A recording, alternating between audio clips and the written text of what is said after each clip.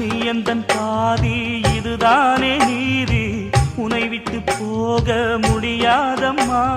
மறைந்தாலும் நான் மறு ஜென்மமே என்றும் தேடி வரும் சொந்தம் இது கண்மணி. அதை தள்ளிவிட நியாயம் என்ன கண்மணி. இது நீ இருக்கும்,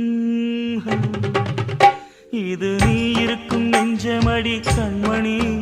இன்று யாரடிச்சு விம்முதடி கண்மணி.